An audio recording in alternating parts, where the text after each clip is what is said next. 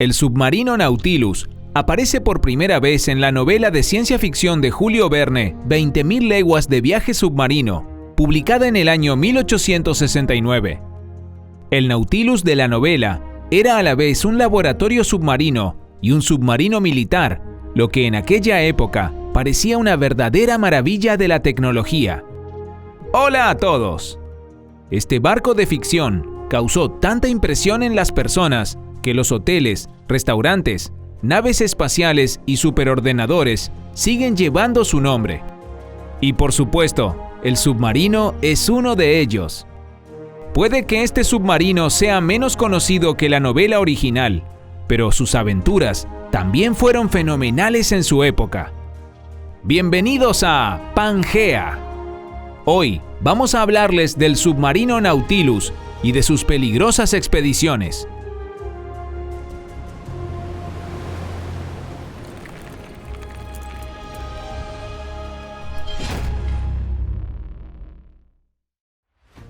Polo Norte.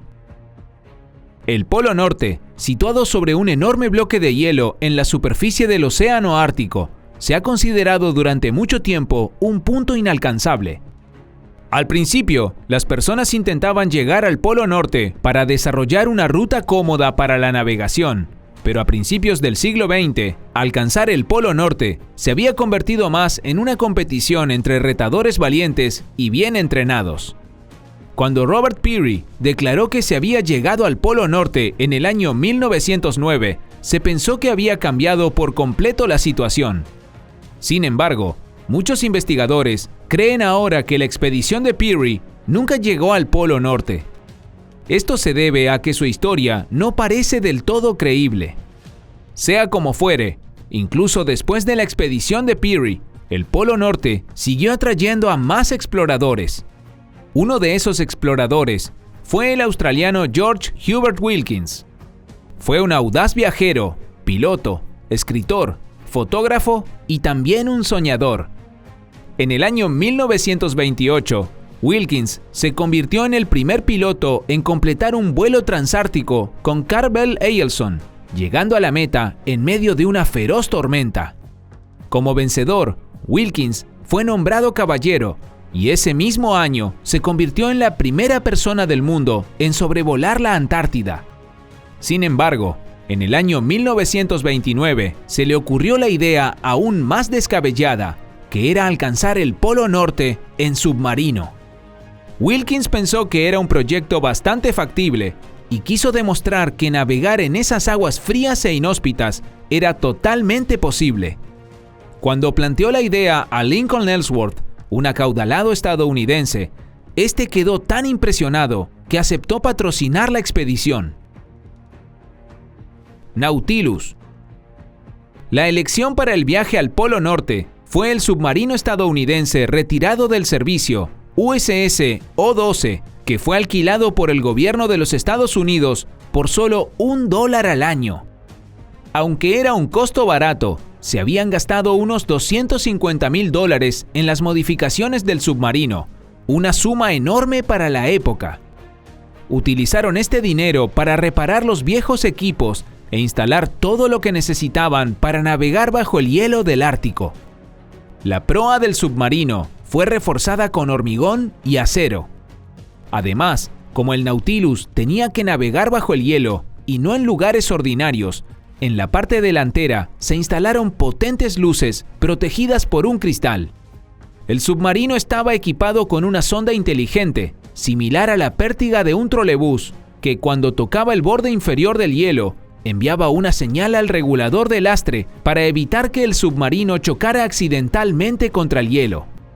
La sala de torpedos ofrecía espacio para las operaciones de buceo, con una cámara de cubierta elevada por encima, equipada con taladros capaces de perforar el hielo de hasta 4 metros de espesor. Además, se instalaron otros 3 taladros para perforar agujeros de hasta 30 metros como tomas de aire para los motores diésel. De esta forma, el submarino era, por tanto, el más moderno de la época. Este proyecto fue inmensamente popular y los organizadores recibieron unas 2.000 solicitudes para participar en la expedición. Por supuesto, casi nadie dejaría pasar la oportunidad de llegar al Polo Norte y subir a bordo del Nautilus. Sí, nada menos que con el Nautilus nos vamos a ir, porque el submarino fue rebautizado con el nombre del famoso submarino de Julio Verne, y su nieto, Jean-Jules Verne, estuvo presente en la ceremonia de nombramiento. Esto es muy simbólico.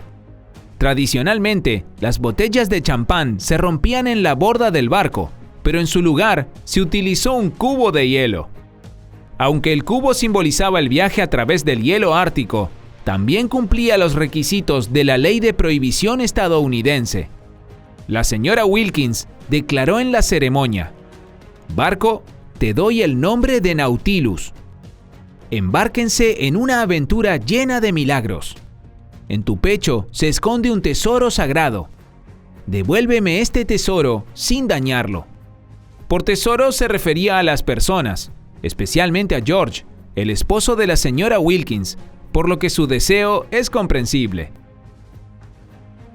Viaje del Nautilus.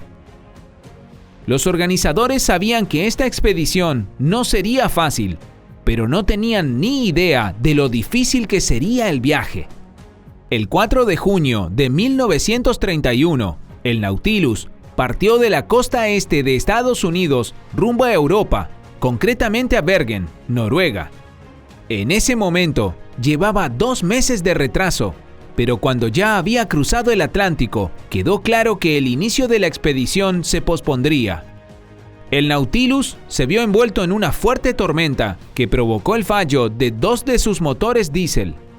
La expedición envió una señal de SOS y fue rescatada por el acorazado Wyoming. El submarino fue remolcado a Inglaterra, donde fue reparado de nuevo, lo que duró 1 mes entero. Sin embargo, permitió al príncipe de Gales ver esta atracción acuática. El 1 de agosto de 1931, Nautilus llegó por fin a Noruega, donde transportó al asesor académico de la expedición, el famoso Harald Sverdrup, hasta la isla de Spitsbergen. A partir de ahí, comenzó un viaje por mar realmente agotador, lleno de frío y peligros. Los miembros de la expedición llevaron a cabo observaciones relacionadas con la meteorología y la oceanografía, recogieron muestras de plancton y de agua, pero también lucharon contra los problemas.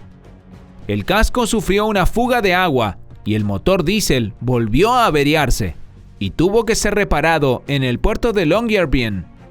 Nautilus zarpó el 18 de agosto, pero ya el 19 de agosto, la tripulación comenzó a prepararse para sumergirse cuando se encontraron con gruesos témpanos de hielo. Para Wilkins fue un momento tenso, ya que, después de todo, estaba arriesgando su reputación para demostrar que era posible navegar bajo el hielo. Todo estaba listo para sumergirse, pero de repente el capitán Danenhauer se dio cuenta de que no tenía el timón horizontal. Probablemente se lo había arrancado el hielo, pero Wilkins lo atribuyó a un sabotaje.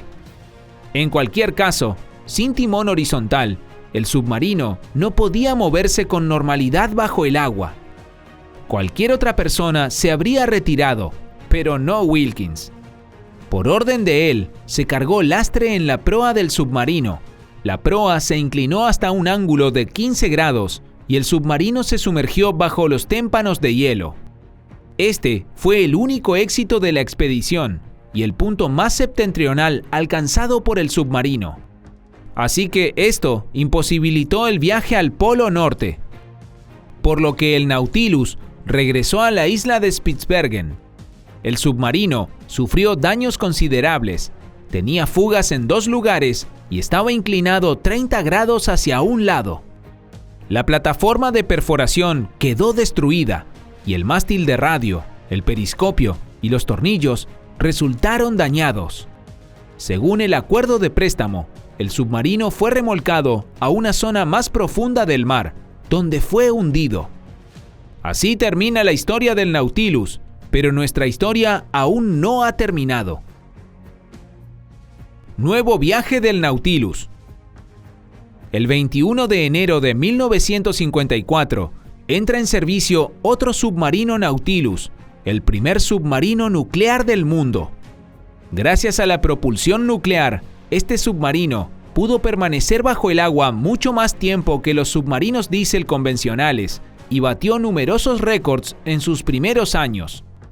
Naturalmente, uno de ellos fue el exitoso viaje al Polo Norte.